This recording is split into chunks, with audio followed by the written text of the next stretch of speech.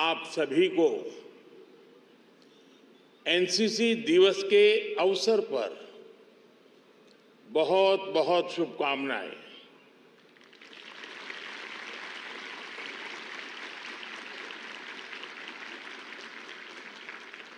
आज यहां हमारे बीच 18 मित्र देशों के भी करीब 150 कैडेट्स भी मौजूद हैं।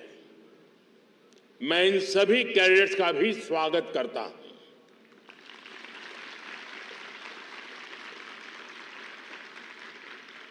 देश भर से जुड़े मेरा युवा भारत, माय भारत के साथियों का भी मैं अभिनंदन करता हूं। साथियों, रिपब्लिक डे परेड में सिलेक्ट होना अपने आप में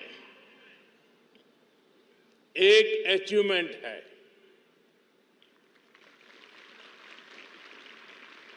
इस बार की परेड इसलिए भी खास थी क्योंकि हमारे गणतंत्र ने 75 साल पूरे किए हैं। दोस्तों, ये यादें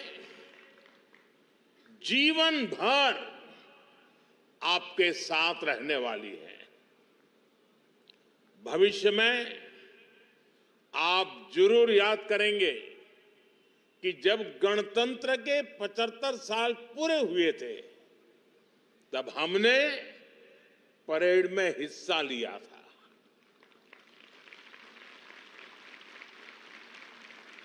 जिन साथियों को बेस्ट कैडेट्स का अवार्ड मिला है उनको भी मेरी ओर से ढेर सारी बधाई।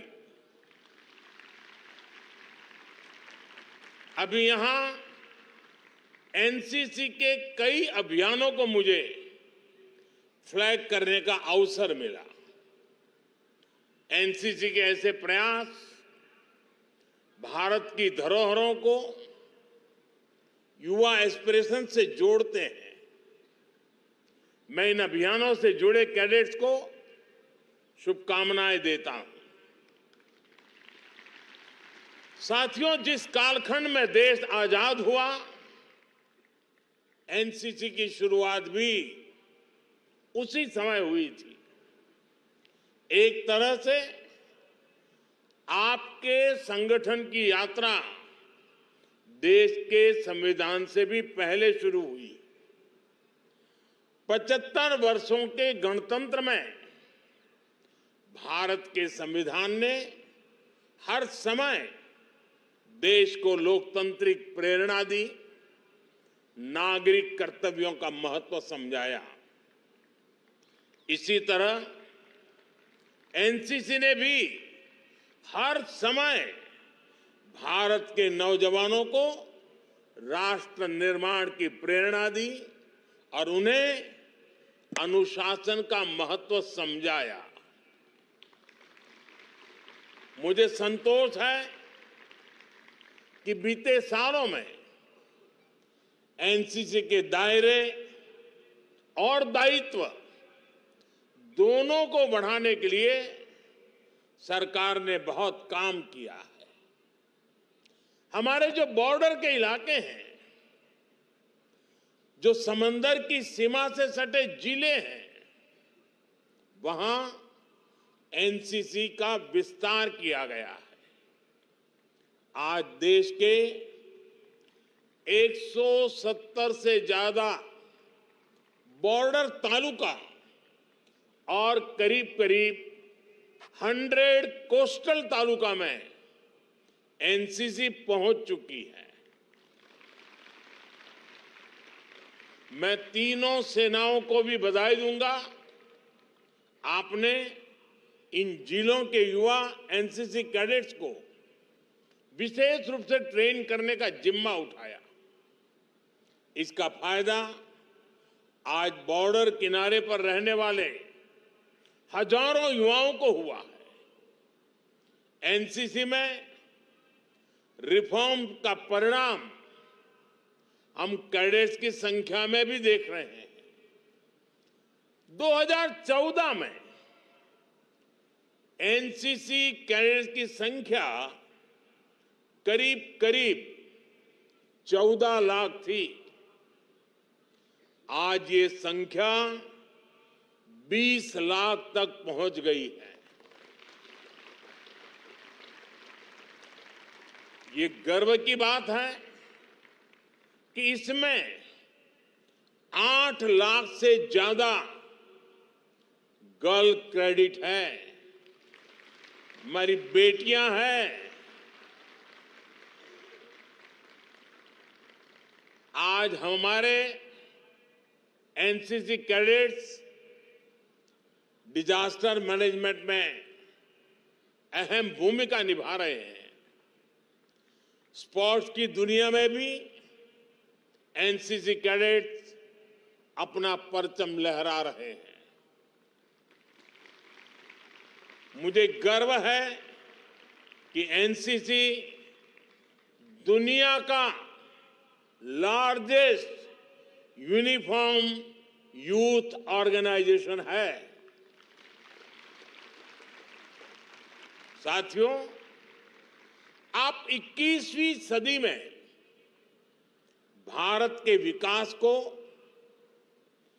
दुनिया के विकास को निर्धारित करने वाले हैं।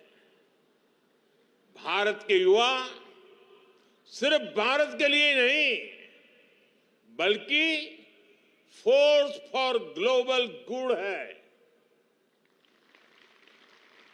आज दुनिया इस बात को मान रही है। हाल में एक रिपोर्ट समाचार पत्रों में छपी है। इसमें जो बताया गया है वो बहुत ही अहम है। भारत में बीते दशक में युवाओं ने 1.5 लाख स्टार्टअप्स और 100 से ज्यादा यूनिकॉर्न्स बनाए हैं। आज दुनिया की 200 से ज्यादा बड़ी कंपनियों को भारतीय मूल के लोग लीड कर रहे हैं। ये कंपनियां ग्लोबल जीडीपी में लाखों करोड़ रुपए का योगदान दे रही हैं, करोड़ों लोगों का जीवन बदलने में मदद कर रही है। भारतीय वैज्ञानिक, भारतीय रिसर्चर्स, भारत के टीचर्स भी दुनिया की प्रगति को गति दे रहे हैं। यानी कोई भी सेक्टर हो, भारत की युवा शक्ति, भारत के टैलेंट के बिना दुनिया के भविष्य की कल्पना भी मुश्किल है। और इसलिए तो मैं आप सभी को फोर्स फॉर ग्लोबल गुड कहता हूं। साथियों, कोई भी व्यक्ति हो या देश, उसका सामर्थ्य तब बढ़ता है जब वो अनावश्यक बाधाओं से पार पा लेता है। मुझे संतोष है कि भारत में युवाओं के सामने अनेक बाधाओं को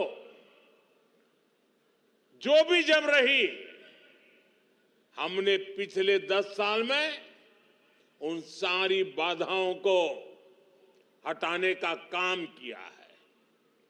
इससे भारत के युवा का सामर्थ्य बढ़ा है, देश का सामर्थ्य बढ़ा है। 2014 में तो आप 10 साल या 12 साल या 14 साल के होंगे। अपने घर में जरा पूछिएगा पहले क्या हालत थे। जैसे एक उदाहरण है, अपने डॉक्यूमेंट को अटैच करने का पहले एडमिशन हो, एग्जाम हो, भर्तियां हो, कोई भी फॉर्म भरना हो तो पहले अपने डॉक्यूमेंट गजेटेड ऑफिसर से अटेस्ट कराने पड़ते थे और इसमें बड़ी भागदौड़ हुआ करती थी। हमारी सरकार ने युवाओं की इस मुश्किल को दूर किया और आप पर भरोसा किया। अब आप सेल्फ अटेस्ट करके अपने डॉक्यूमेंट वेरीफाई कर सकते हैं। पहले युवाओं को स्कॉलरशिप के लिए अप्लाई करने, स्कॉलरशिप पाने में भी बड़ी मुश्किलें आती थी। स्कॉलरशिप के पैसे में बहुत खेल होता था, बच्चों के खातों में पैसे नहीं जाते थे। अब सिंगल विंडो सिस्टम ने पुरानी सारी मुश्किलें खत्म कर दी हैं। पहले एक और बड़ी दिक्कत होती थी सब्जेक्ट के सिलेक्शन को लेकर। बोर्ड के बाद पढ़ाई करते हुए कोई एक सब्जेक्ट ले लिया तो फिर उसे बदलना मुश्किल होता था। अब नई राष्ट्रीय शिक्षा नीति आपको अपनी मर्जी से सब्जेक्ट बदलने की फ्लेक्सिबिलिटी देती है। साथियों, 10 साल पहले का एक वो दौर था जब नौजवानों को आसानी से बैंक लोन नहीं मिलता था। बैंक कहता था कि लोन चाहिए तो पहले कोई गारंटी दो। 2014 में देश की जनता ने मुझे प्रधानमंत्री के रूप में सेवा करने का अवसर दिया तो मैंने कहा अपने देश के युवाओं की गारंटी मैं लूंगा।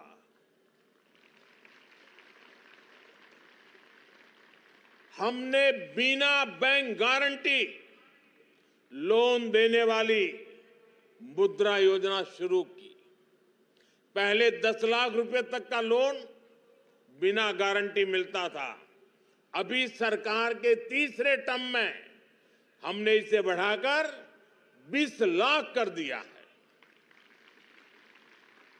10 साल में हमने 40 लाख करोड़ रुपए से ज्यादा मुद्रा लोन के तहत दिए हैं।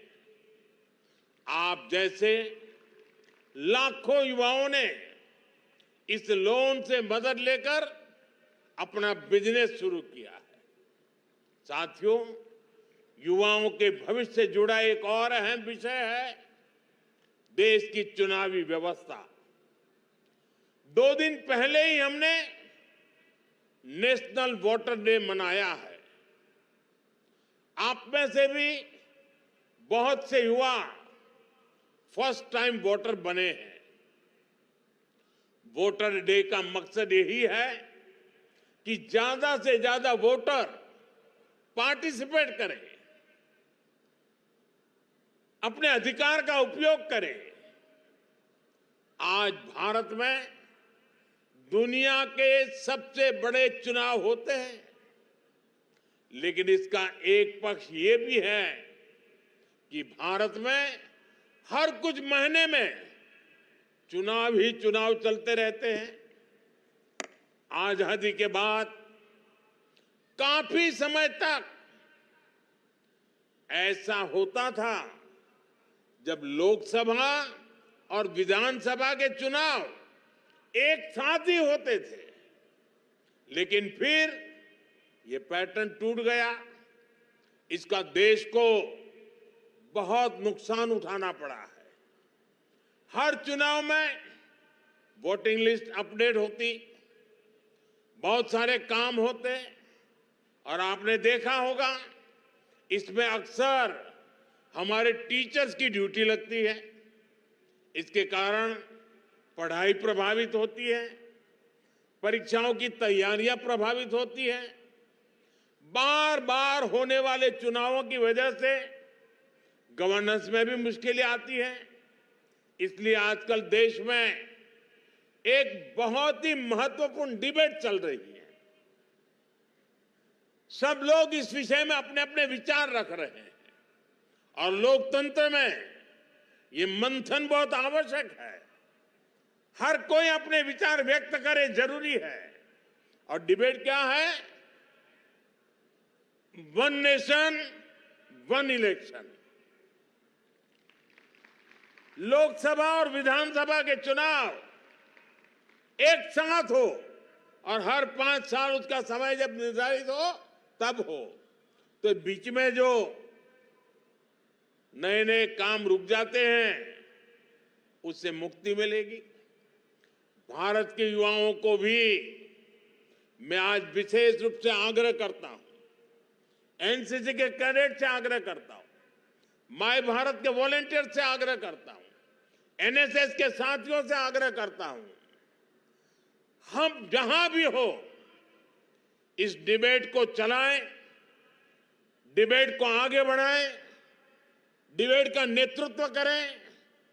हम बहुत बड़ी मात्रा में इस डिबेट के अंदर हिस्सा लें। ये सीधे सीधे आपके फ्यूचर के साथ जुड़ा हुआ विषय है। अमेरिका जैसा देश भी नई सरकार बनने की तारीख तय है। वहां हर 4 साल में चुनाव, वहां हर 4 साल में चुनाव होता है। आपके अपने कॉलेज या स्कूल में भी स्टूडेंट काउंसिल के चुनाव एक ही बार में निपट जाते हैं। आप सोचिए, हर महीने चुनाव ही होते रहे तो क्या यूनिवर्सिटी में, कॉलेज में पढ़ाई संभव होगी? इसलिए आप वन नेशन वन इलेक्शन की डिबेट से उसका नेतृत्व कीजिए।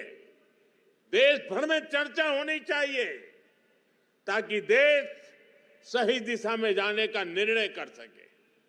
साथियों, आज 21वीं शताब्दी की दुनिया बहुत तेजी से बदल रही है। आज समय की मांग है कि हमें भी बहुत तेजी गति से आगे चलना होगा। इसमें आप सभी की, देश के नौजवानों की बड़ी भूमिका है। हर सेक्टर में, हर फील्ड में, चाहे वो आर्ट की फील्ड हो, रिसर्च की फील्ड हो, इनोवेशन की फील्ड हो, आपको अपने इनोवेटिव आइडिया से, क्रिएटिविटी से नई ऊर्जा पैदा करनी है। ऐसा ही एक और महत्वपूर्ण क्षेत्र है राजनीति।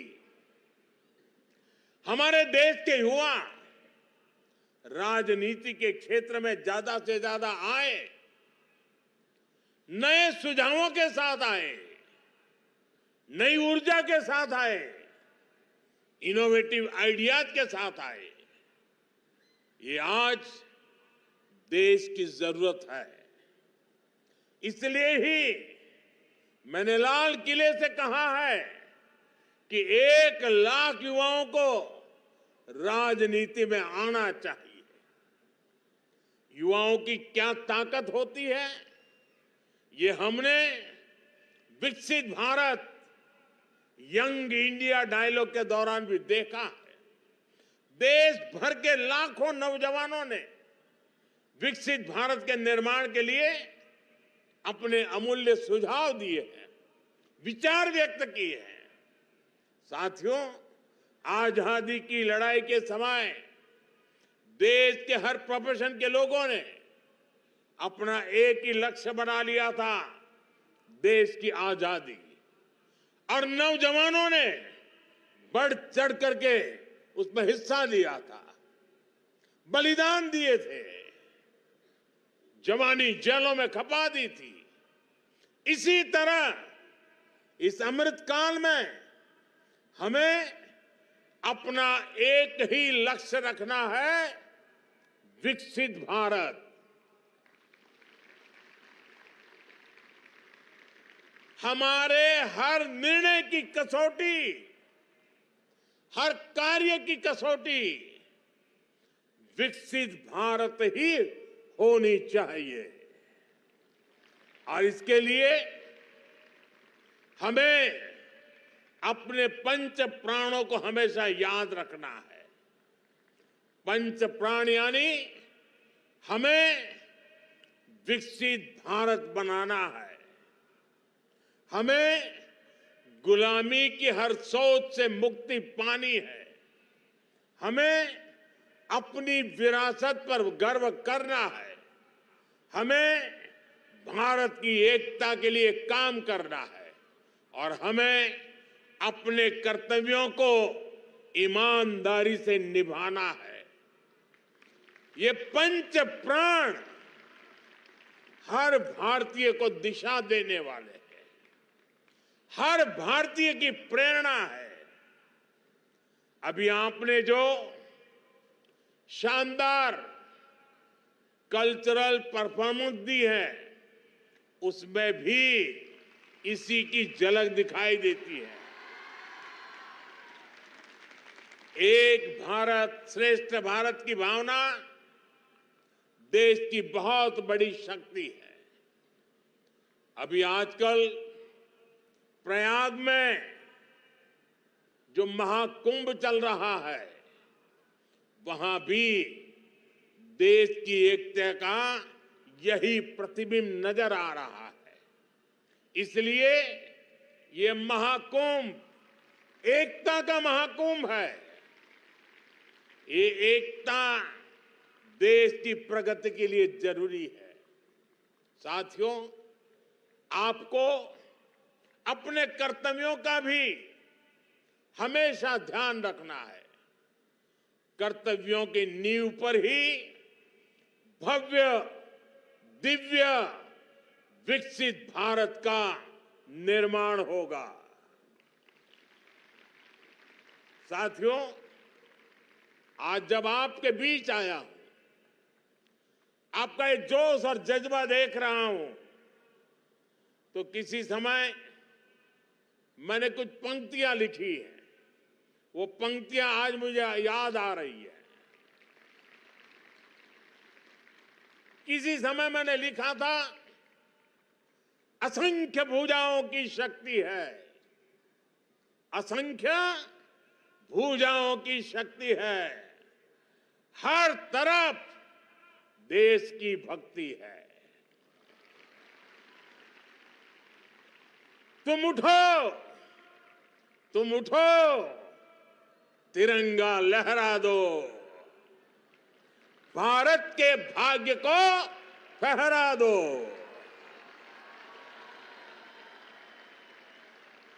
कुछ ऐसा नहीं, कुछ ऐसा नहीं जो कर ना सको, कुछ ऐसा नहीं जो पा न सको। तुम उठ जाओ, तुम जुट जाओ, सामर्थ्य के अपने पहचानो, कर्तव्य को अपने सब जानो। साथियों, आपके उज्जवल भविष्य के लिए एक बार फिर आप सभी को मेरी ढेर सारी शुभकामनाएं। आप सबको अनेक अनेक धन्यवाद। मेरे साथ बोलिए, भारत माता की, भारत माता की, भारत माता की, वंदे वंदे वंदे वंदे वंदे वंदे